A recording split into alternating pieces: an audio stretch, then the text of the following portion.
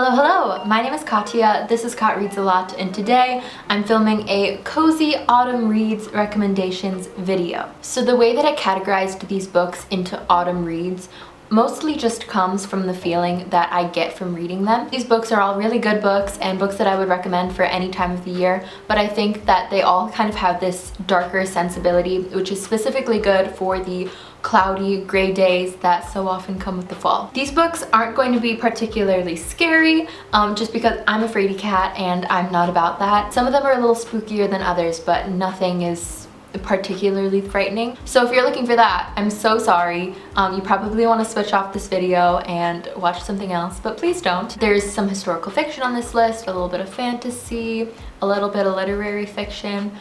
So let's get right on into it. So the first book that I'm going to talk about is actually a book that I read this summer, but I think that even though I enjoyed it so much and it's one of my favorite books of all time, I think I might have enjoyed it even more if I would have read it in a kind of colder season, and that's The Nightingale by KRISTIN Hanna. This is a World War II historical fiction drama about two sisters named Isabel and Vianne, and it's kind of just about the way that their lives are affected by World War II while they're living in France. So Vianne is affected because there's a Nazi soldier who is being quartered in her home, and then Isabel is affected because she joins the resistance and helps to rescue British pilots who have crashed in like Nazi territory. The book is really beautifully written and it does a really good job of transporting you back into that time period. This book made me sob because the ending is so sad, which is really just all that I want from a World War II historical fiction drama, something that's really gonna hit me emotionally, and this one really did that. Another book that I want to recommend is actually a classic. It's called Northanger Abbey by Jane Austen. This is one of Jane Austen's lesser known novels. I think it's one of her shortest novels as well. This book follows our main character, Catherine, who comes from a very, very large family and lives on a farm out in the country. And then at the very beginning of the novel, she moves away from her family and into the city. So she lives in the city for the first time and she's going to all these parties and meeting all these new people. And eventually she visits this place called Northanger Abbey, from which the title gets its name. And it's kind of just this huge mansion, and Catherine becomes convinced that maybe there is more to the story of the people who own the house than was originally let on. So it's a little bit spooky, but not really. Throughout the book, Catherine herself reads a few books which were actually really popular at the time that Jane Austen wrote the novel. Catherine makes a lot of references to these very scary books that she's reading, and the way that the kind of scary murder mystery books that she's reading make her think that there's murder mystery happening in her life too. So she gets very lost in these books and applies them to her everyday life, which is something that I found to be really relatable. There's also a great love interest in Henry Tilney in this book. I really enjoyed the relationship between Henry and Catherine, and that was really fun to read about. So yeah, Northanger Abbey I think is a really nice short little book to read during the fall. The next book I want to talk about is called Murder on the Orient Express by Agatha Christie. This is the only Agatha Christie novel that I've read so far, but it's really made me want to pick up more. This book follows a group of people on a train called the Orient Express. And when one of them is murdered, that person is kind of a very disliked individual by most other people on the train. So there are a lot of suspects, and so our main detective character has to go through everyone and figure out who exactly killed this man. The book is really captivating and really interesting. I ended up finishing it in actually just a few hours because I was so engaged with the story. And the ending is quite a twist. I really didn't see it coming, but also it made sense. So when I went back and I thought about it, it made so much sense. But in the moment, I was so shocked, and I love that feeling when you get to the end of a mystery and you didn't realize what was going to happen. And the book is also fun because it has that murder mystery element that I think people usually want to read during the spooky fall season. The next one that I want to talk about you've probably heard of, and that's A Monster Calls by Patrick Ness. This book tells a story about a boy named Connor whose mother is sick with cancer, and one day a monster comes and visits Connor's bedroom and starts telling him stories. The illustrations in this book are so beautiful, so I think that if you can get your hands on an illustrated edition, that is the ideal way to read this book. I've seen the illustrations compared a lot to the Deathly Hallows animation in the last Harry Potter movie, and I think that is a very good connection because they do look exactly alike. The whole book really just gives me very October vibes. So I think that this book is the perfect book to read during that month. This is another kind of dark, emotional book that is really gonna like hit you in the feelings in the best way possible. But since it's such a short book and it has so many illustrations, it's also something that you can read pretty quickly. Okay, now I want to talk about another Patrick Ness book, and this is a Patrick Ness book which I don't think is quite as widely read, although I don't know why, and that's The Knife of Never Letting Go. This is the first book in the Chaos Walking trilogy, which follows this boy named Todd who lives on a planet where everyone can hear each other's thoughts. The story itself is pretty dark and really complex, so I think that that's something that makes it feel very autumnal to me. This book features a lot of kind of darker themes in terms of like the way that it discusses society and colonialism and all of these different things.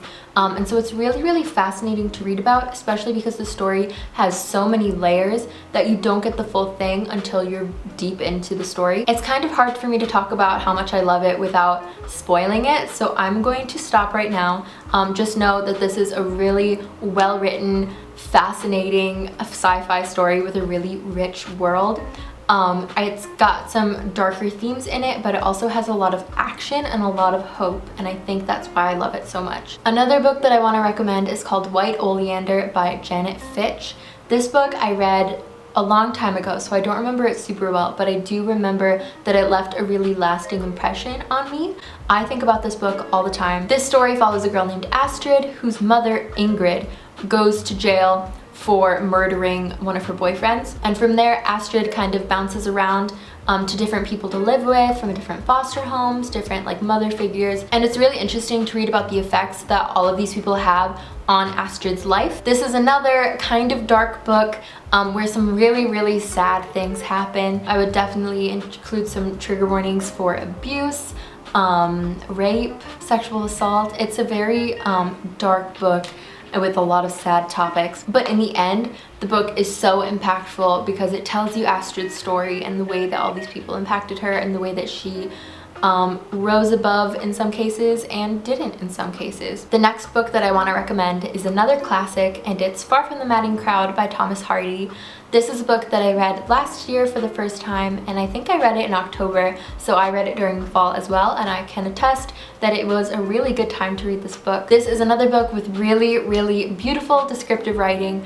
It follows this girl named Bathsheba Everdeen who lives in, I think, 19th century rural England, and at the beginning of the book she inherits this farm. There are 3 men who end up falling in love with her over the course of the book, and so the book kind of chronicles the different relationships that she goes through. In the fall time, I'm more inclined to sit down and take my time with a longer, more complex, more difficult story. So in that case, I would definitely recommend Far from the Madding Crowd. The book can sometimes get like really descriptive and a little bit confusing, but I think that if you're willing to stick with it, it's very rewarding. Another book that I want to talk about is called Little Fires Everywhere by Celeste Ng. This book I also read this summer and I loved, but I think that it would be really good for the fall as well, and that's because the writing is so atmospheric. The way that Celeste Ng crafts her sentences in this book really made me feel like I was right there in this kind of like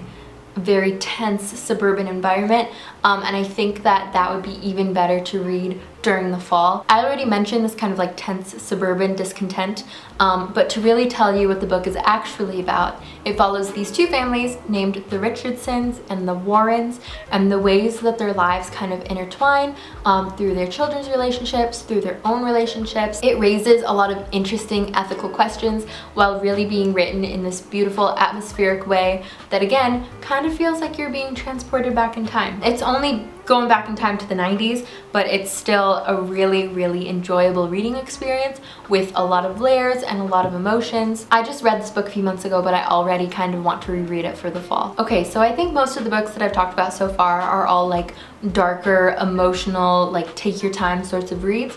But I did want to recommend one contemporary, and that is called Far from the Tree by Robin Benway. This story follows 3 siblings who have never met before. So 2 of them were adopted into different families, and then one of them ended up in the foster care system. So the story follows these 3 people coming together and forming a relationship after most of their lives not knowing anything about each other. This is a book that is a very quick read, but it does have some more emotional aspects which I think think are really good for the fall, and I just love a family drama during any season. I think in this novel, its biggest strengths are the emotional connections between the different characters. There's a discussion of teenage pregnancy and adoption, which is also really fascinating. So from like an emotional standpoint, I think that it's really, really good for the fall, but it's also a pretty fast book to get through if you want to read something faster. And so for those reasons, I think this is a really good book for really any season, but especially the fall. Okay guys, those were all of the books that I was planning on talking about today in this video. Thank you so much for watching. I really appreciate you. Leave me a comment down below if you have read any of these books or if you would like to. Thanks again for watching, and I hope you have a lovely day.